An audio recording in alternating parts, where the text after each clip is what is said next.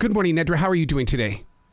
I'm well. How are you? Fantastic. What an amazing podcast, because I would love to see the research behind where people are picking it up. Are they in the front seat of their car? Are they privately listening while they're at the office? I want to know where people are, because this really does get inside the heart and it gives us purpose and reason. I love that. What do you ever think about that, listener? Yeah, I think that, where we listen is really important. I don't know about you, but I listen to a lot of podcasts while working out or in the shower. Yeah. That's a great place for me to listen. It's when I have some private time and I have those moments to myself. Yeah, because it is such a one-on-one relationship, and the subjects that, especially with you on this podcast, you need to hear this. It deals with the everyday world and the everyday emotion. So that's why I'm really excited to find out where your listeners are and how they develop, the next step, because you're providing the opportunity to open that door. Absolutely. I think I remember, back in the day when there were actual radios and people would listen to maybe AM talk radio at their desk or, in the kitchen. I hope they're listening to it in a very communal way where it is not something that they're doing alone, but it's something that they're doing with other people. That would be wonderful for it to be like a community experience of listening.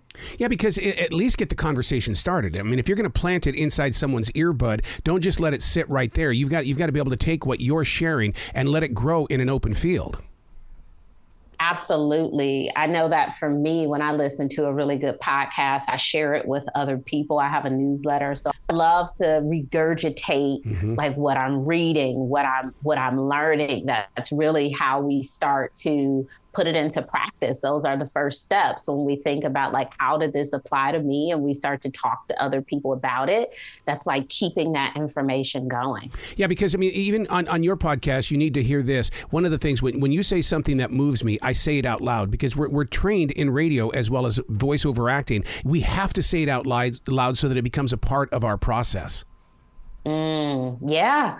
Say it out loud or even write it down. Yeah. I am an avid book reader. And one of the things that I like to do after I read a book is just take some notes, because sometimes I'll read something and I'm like, I like that book, but I don't remember why. Yeah. Like I don't even remember what happened. So it's good to have that additional information or reference point. That's what I love about the Kindle. At least I can go in there and I can use a yellow highlighter on the areas that I love. Or either that, or when I'm reading a physical book, then I've got something right there in front of me. I'll mark up a book in a heartbeat. And it's like, I'm so sorry I'm writing on your book, but you're moving me. Now, is the yellow highlighter your favorite? I like yellow or orange. Well, yellow to me is power. Yellow it gives me it, but red also is a good thing. But sometimes red, sends us all back into areas of our life that we don't want to remember. For instance, like when my mother would leave the house, she would always put on red lipstick. So red is a power, but I don't like that. So now, when you sit down to communicate with real people, I mean, these are not, people that have, are experienced in the everyday world. You're sitting down with real people. These people don't know how to be interviewed professionally, but yet you're able to get a story. People want to share. People want to talk. We love being heard. You could go into a conversation with a 5-year-old and they could talk on and on about their favorite cartoon or a toy.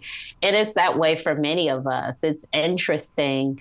I often wonder if the people that we view as quiet people are the most unheard people, that there has been some recognizing that people don't listen, and so I will be silent. I find that people who are quiet love to talk to certain people, right? So they don't talk to everyone. They may not need to hold a conversation in a group, but they are capable of talking, as we all are. Some of us are more comfortable with it, and others, we do have to work our way towards, feeling safe in a conversation to be able to get some things out. Yeah, one of the scariest things, at least maybe for me, is the fact that, sure, I love sharing conversation, but it's those moments when the body goes, just be quiet, don't say anything. And then I sit there and wonder, oh my God, these people that are used to me speaking, what are they thinking? That there's something wrong with me? There's not. Yeah, I tend to be quiet. I like a lot of quiet, but when I'm around people, I feel like being around people is for engaging. Hmm. And when I don't want to be, when I'm ready to be quiet, I'm like, okay, I don't want to be around people. So it's very hot or cold with me. If I'm with people, I'm probably engaging. And when I'm not, I'm like totally silent. Do you find yourself stepping into a character when you do the podcast? Because, I mean, it's like I've always believed that we all transition, but do we understand why we're transitioning? See it as a character as much as I see it as a part of myself. I have many Yeah. parts, and a Yeah. listener is a part of me. I'm a therapist by training, so I listen to people, professionally a lot. And so it's just stepping into the role of what are the key words, what are the key emotions, what is this person trying to, receive from this interaction. Are we trying too hard?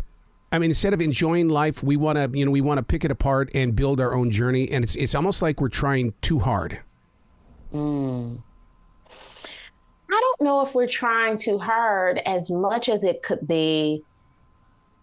We're trying different stuff, trying to discover the right thing. We don't know what the right thing is, but I think that's normal. None of us know what the right thing is. And we're constantly on this journey of figuring it out. What is my favorite yogurt brand? What is my favorite way to, have a morning routine? What is my, what works for me? So I don't know if it's a trying too hard as much as it is a continuous discovering of self. Mm-hmm. I keep a defrag journal, and what that is I ask myself questions and then I question the answers. I've been doing that since November of 2017, and what it does, it allows the inner core to have a voice. How do you practice allowing your inner self to be present on the outside? Well, I do something similar. I love guided journals. Yeah. I love reading books and asking myself, why do I relate to this information? Sometimes as I'm reading, like something will pop into my head that prompts me to journal. So as I am reading, I typically like to have a notebook around so I could just start to journal about whatever is coming up because as we're reading, as we're watching TV, as we're looking through different information, there's an opportunity for us to be a little self-reflective. Mm-hmm. So I find that to be very helpful to be open to getting out what I feel and instead of letting that just being a passing thing. I'll pause a TV show and I'm like journaling for 30 minutes and then I go back to the TV show. Yep, but I'm like, oh, that was good stuff. I love those little Easter eggs because, I mean, it's almost like, whoa, if I had not done this, this would not have happened. Therefore, and then I go study it. And then you learn things about it. And it's like, I don't understand why I was here, but man, that felt good. Yeah, it's in that pausing that we really give ourselves the opportunity to learn. We typically are not aware of what we're feeling because we're so used to bypassing it. Yeah. Every time we feel something, you just keep going. You're like, I'm at work. I can't do it right now. I can't feel that right now. I'm doing this. I can't feel it right now. And just giving yourself the opportunity to be with your feelings is such a helpful process for you, for the people in your lives, because the more we know about ourselves, the more we can communicate that in a healthy way to other people. How do you prep for each performance or each show? Because, I mean, it's like you can't go in with your listeners and those that you're speaking with and practice it because you're not going to get the real answer during showtime. So how do you personally prep? Well, I like to give people the opportunity to show me who they are. I find that when you have too much information and you start to form your own thoughts about a situation, it can be really unhelpful, right? Because you go in, and I've had people interview me and they're like, because it's like this. And I'm like, no, that's not what I was thinking.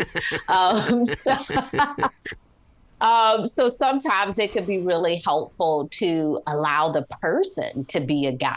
Much of being a therapist is just being like an improv artist. One of the things that you talk about, setting boundaries, and that right there can be a tough issue, especially for first marriages, because everybody goes in with their own individualism. They don't understand that it's teamwork, that really it's a business marriage, and that when you start working together as one, then there's harmony. But I love the fact that you put focus on setting those those boundaries and understanding why they exist.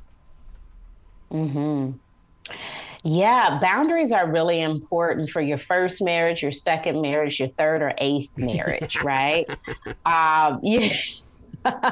Maybe if we, work on them intentionally in the first marriage, we'll just have a first marriage.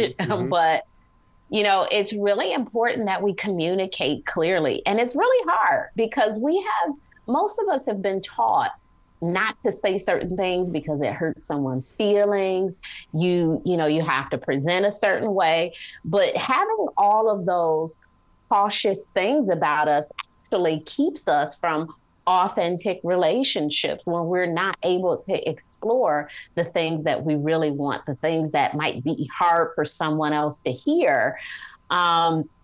It can be really damaging. I think about, let's say you're with someone and you don't really like their cooking and you're eating it for 10 years. That is damaging to them and to you. You're having to suffer through terrible dinners. And here they are thinking they're award-winning chefs because no one has said anything. So both people are losing. Yeah. And we often do that because it's like, oh my gosh, I don't want to say anything to them. One of the things I do sometimes when I try a new dish, I'll ask my husband, redo or remix. Oh, that's good. So redo is, it's great, let's do it again. Remix is like, it was too salty. You could have used a little more Parmesan. Yep. And then we have the opportunity to never try it again. It was just terrible. Oh, you've got to come back to this show anytime in the future. The door is always going to be open for you. Thank you. You be brilliant today, okay? You as well. Have a good day.